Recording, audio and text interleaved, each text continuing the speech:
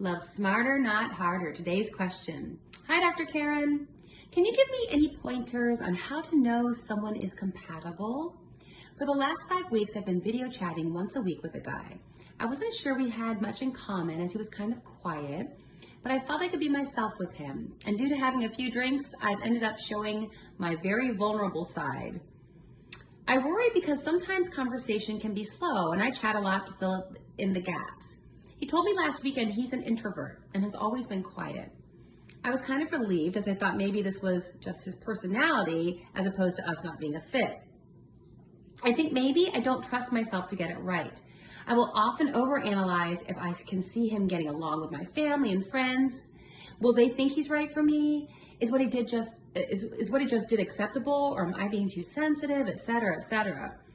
I feel I'm a bit lost with knowing what feels right with a man. The only relationship I've had was a 6-month relationship with a guy who turned out to be hiding an addiction. I felt deceived and betrayed, but I couldn't really complain as it never felt right.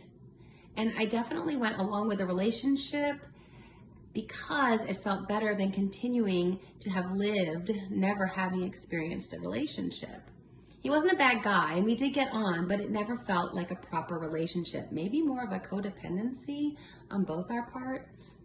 So here I am again, getting close to someone I still haven't met, which is another whole problem, and questioning whether he's too quiet for me, etc. Any advice on straightening out my thought process would be amazing, Dr. Karen. Thanks again. So these are very unusual times to be dating, and I do think that couples who are establishing a connection are really able to build a nice solid connection of video chatting and build the emotional bond before the physical. So there can be some perks to this quarantine dating.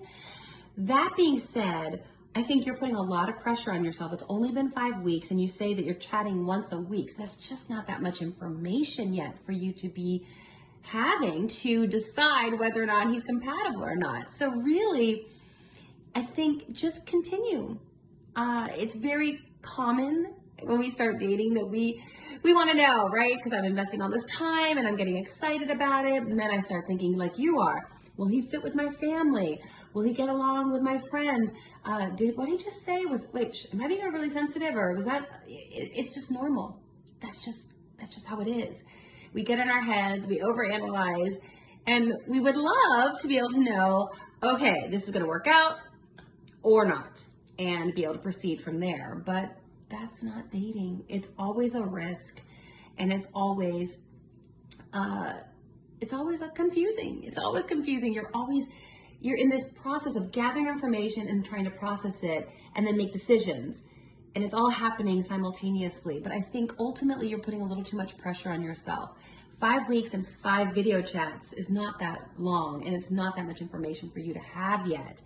I think it's great that he's like, I'm shy. So then when you find that he's maybe not talking as much, you know you're not taking it personally.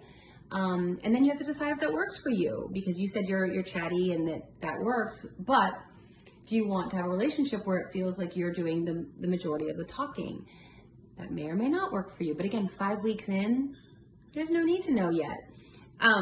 You mentioned that the only other relationship you had was with an ex who you dated for 6 months. Turns out he had an addiction, and you recognized all along that it didn't feel right.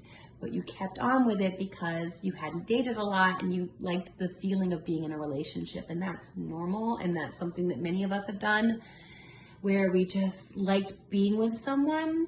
And of course, now you're not together, you cut that off, which is great, because once you learn someone is an addict, that is not something that can move forward unless that person is not hiding his addiction and is very much in recovery, very open about recovery.